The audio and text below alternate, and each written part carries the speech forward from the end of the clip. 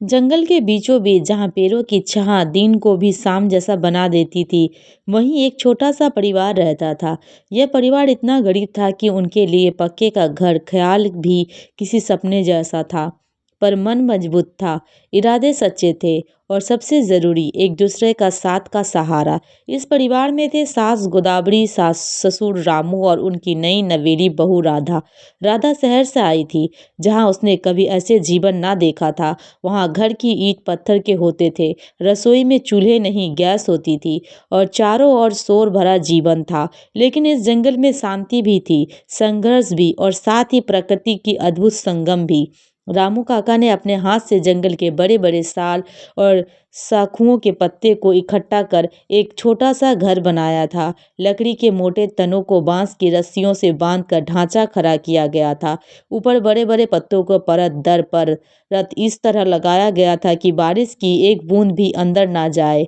दीवारें मिट्टी से लीपी थी ताकि गर्मी में ठंडक और ठंड में गर्मी बनी रहे। राधा जब पहली बार इस घर को देखी तो हैरान रह गई। माँ जी, यह तो बिल्कुल गुड़िया जैसा लगता है, उसने मुस्कुराते हुए कहा। गोदावरी माँ ने गर्व से उसे देखा। बेटा, हमारा घर गरीब जरूर है, लेकिन इसमें हमारा प्यार बसा है। राधा के होठों पर सच्ची मुस्कान आ गई। यही वो बात थी जो उसे इस नए जीवन से जोड़े रही थी। यहाँ अभाव था, पर मन में अपनापन बहुत था।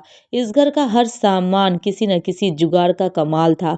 बूंद ना गिरने वाला छप्पर ससुर जी ने बांस की पतली पट्टियों को चटाई की तरह बुनते और उसके ऊपर पत्तों की परत चढ़ा देते। रसोई का चूल्हा मिट्टी की दुनिया का सबसे सादा चूल्हा, पर इतना मजबूत कि हवा तेज हो जाए तो भी आग ना बुझती। बर्तन रसोई ले लकड़ी से बना स्टैंड जिस पर मिट्टी के मटके और घड़े रखे होते। पानी का इंतजाम नारियल के सूखे खोल में छेद कर नल जैसा जुगाड़ बनाया गया था।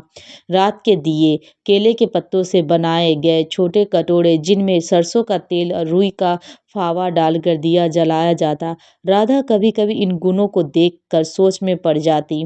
शहर में सब कुछ आसान था, पर यहाँ हर चीज मेहनत और समझदारी से बनती है, और यह बात उसे धीरे धीरे पसंद आने लगी। एक दिन राधा जंगल के पास पानी भरने गई। रास्ता फिसलन भरा था और नीचे गहरी खाई। वो पानी भर ही रही थी कि पैर फिसल गया। वो गिरते गिरते बची। घबरा कर एक पेड़ के शाख पकड़ ली। उसकी सांसें तेज हो गई। दूर से गोदावरी माँ आ रही थी। उन्होंने उसे संभाला और बोली, बेटा, डर गई क्या? जंगल की राह सरल नहीं होती, पर चिंता मत कर, तू यहाँ की तरह मेहनत करने वालों में से ही बनेगी। माँ के शब्दों ने राधा को मजबूत कर दिया। उस दिन से उसने जंगल के रास्तों पर पेड़ पौधे और मौसम को समझना सीखना शुरू कर दिया। एक रात तेज तूफान आया। पेड़ हिल रहे थे, पत्तों की दीवारें कांप रही थी और बिजली चमक रही थी। राधा डर गई। उसे लगा कि शायद घर गिर जाएगा। रामू काका धीरे से बोले, डर मत बहू, यह घर हमने अपनी मजबूरी में नहीं, अपने हुनर से बनाया है। तूफान ने इसे पहले भी देखा है, लेकिन अचानक एक कोना जोर से उड़ने लगा। पत्तों का एक बड़ा टुकड़ा आंधी में दूर चला गया।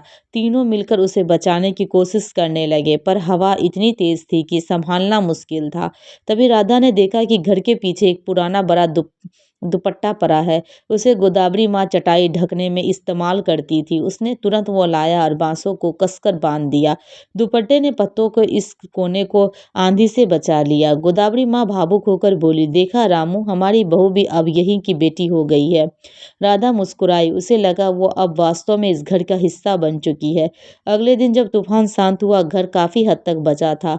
राधा ने साफ सफाई शुरू की। उसने तय किया कि अब वह घर को और मजबूत बनाने में सबकी मदद करेगी। वो जंगल से सुंदर पत्ते लाती, उसे सुखाकर सजावट बनाती, दीवारों पर फूलों की माला जैसी डिजाइन बनाती। उसने रसोई के लिए लकड़ी के छोटे छोटे स्टैंड बनाए ताकि बर्तन अच्छे से जम सके।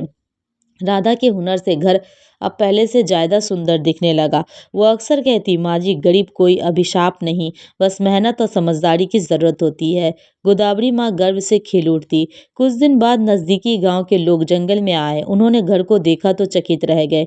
अरे रामू, यह तो जैसे कोई छोटा सा महल लग रहा है। हाँ भाई, जुगाड़ और मेहनत से बना महल, रामू काका हंसते हुए बोले। राधा के बनाए डिजाइन, घर की मजबूती और साफ सफाई ने सबको प्रभावित कर दिया। कुछ और औरतें राधा के पास आई और बोली, बहू हमें भी सिखाओ ऐसे पत्तों का घर कैसे मजबूत किया जाए। तू तो हमारी शिक्षक बन गई है। राधा ने उन्हें सिखाना शुरू किया और धीरे धीरे जंगल के किनारे कई छोटे छोटे मजबूत पत्तों के घर खड़े हो गए। राधा अब अपनी नई जिंदगी से संतुष्ट थी। उसे समझ आ गया कि शहर की चमक सुंदर होती है, पर जंगल की सादगी में भी एक सुंदरता होती है। वो सुंदरता जो मेहनत, अपनापन और जुगाड़ू बुद्धि से जन्म लेती है। गोदावरी माँ ने राधा के सिर पे हाथ रखकर कहा, बेटा तूने हमारी गरीब घर को नया जीवन दिया। तू हमारी बहू नहीं, लक्ष्मी है। राधा की आंखें भर आई। उसने धीरे से कहा, माँ जी, घर ईंट पत्थर से नहीं दिलों से बनता है, और यहाँ दिल बहुत बड़े हैं। और इस तरह जंगल का वो पत्तों का घर जो कभी केवल मजबूरी में बनाया गया था, आज मेहनत, प्यार और जुगाड़ की मिसाल बन चुका था।